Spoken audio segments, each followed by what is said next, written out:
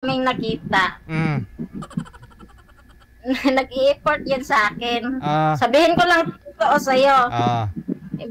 Binigyan niya ako ng bulaklak, tapos chocolate, tapos yun lang naman, masyal kami sa sa mall, tapos kumain kami ng inasal. Tapos po, yung anak ko, binigyan niya ng linggo-linggo 300 pang allowance po, tapos sa akin pang snack 250. 50. Linggo-linggo yun, 50 sa'yo. Opo. Tapos 300 yung anak mo linggo-linggo. Opo. Yung nung po, December, binigyan ng una, 300 pang daw sa kanya. Tapos, Christmas party sa school ng anak ko, binigyan din niya 500. Ayan na ko sa kanya eh. Oh, tapos yung maggumala, kumain ng inasal, saan kayo pumunta?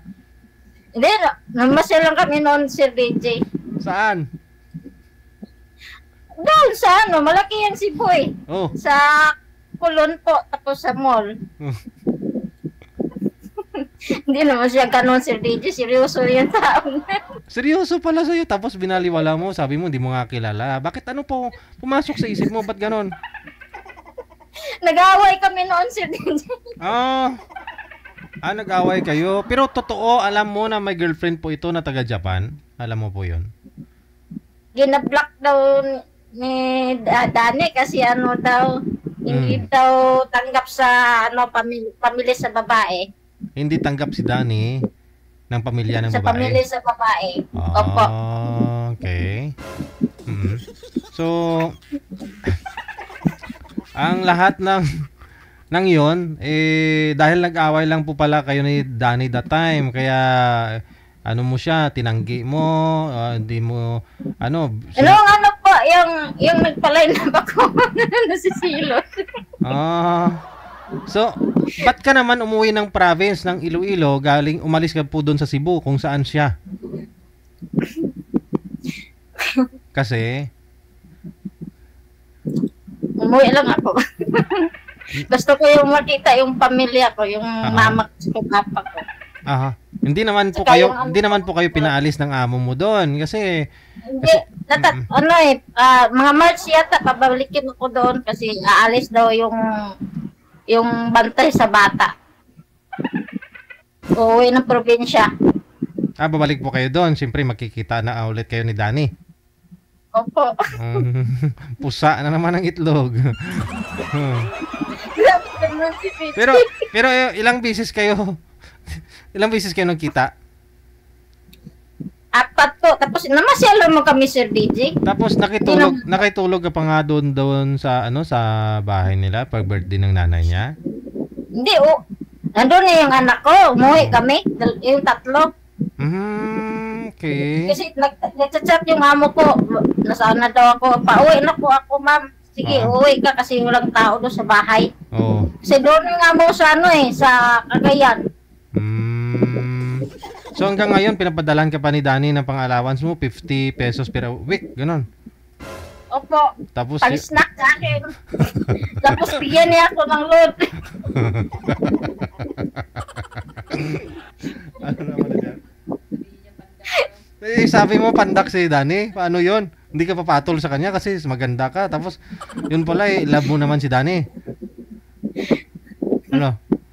Ewan ko lang si DJ.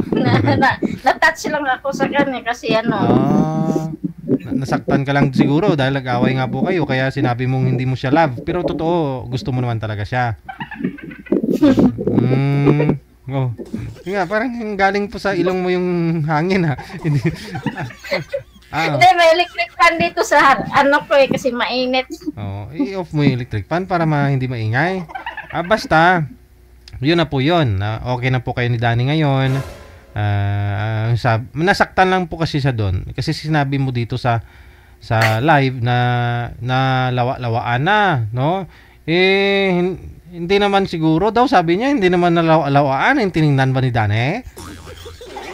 Naalala mo yung nung Tuesday, Sir DJ, nung naano ko, yung Mm. nagano ako yung nagbati pa ako. Mm. yung sabi ko, ay may iba na kasi ngayon may iba na siyang Joy. Sana maya tumawag sa Viber. Oh. Sabi niya, hindi naman yan totoo, meron ako. Ikaw lang yung love ko. Aba. Oh, kaya hindi ako naniniwala na hindi naging kayo ni Danny kasi lahat ng usapan ninyo pinasa niya dito sa amin sa hotline, pati yung mga resibo nga ng pera na pinapadala sa anak mo tapos sinabi mo hindi mo kilala si Danny. Oo. Kaya alam po namin na kayo talaga. Siguro sabi ko baka may may pinag-awayan nga po kayong dalawa. Hindi ako nagkamali. No? Siguro hindi ko natatanungin kung anong pinag-awayan ninyo. Basta pandax talaga si Danny, matangkad o mas mababa sa sayo? Pandak po si Ano pong height mo? Ikaw, ano pong height mo? Mataas pa ako sa kanya, kaunti. Ano po ba height mo? 5'4". 5'4 ka. So, yung height niya, sa tingin mo, ano pong height niya? Mga 5'2 yata, Sir DJ. 5'2. Oh. Pero abot naman, abot. Anita? Sir DJ. Oh, sige. Anong mensahe mo doon kay kay Danny ngayon? Anong mensahe mo sa boyfriend mo? Yan, hindi na po ako ulit mag-line up. Para hindi ka na magalit sa akin. Salamat pala sa pagmamahal mo sa akin. Po si DJ. Sa anak mo, siyempre. Oh, gumagastos para sa anak mo. Ibig sabihin, tanggap niya, minahal niya anak mo. Yun lang naman importante. Oh, di ba? Sige, walang I love you dyan. I love you, kita. Ay. Pero gwapo naman si Danny, di ba? Sabi mo hindi ka papatol kay Danny. Kasi pangit si Danny. Gwapo naman. Di ba?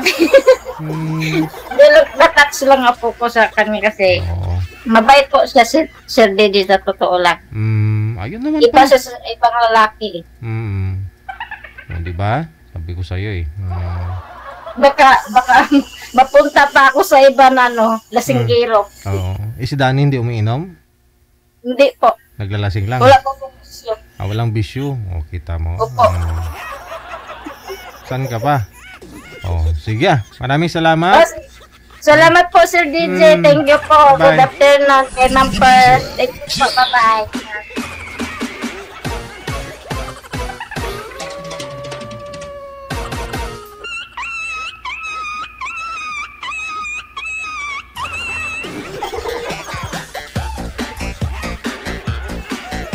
Ay, ambot. Ni mo, Anita.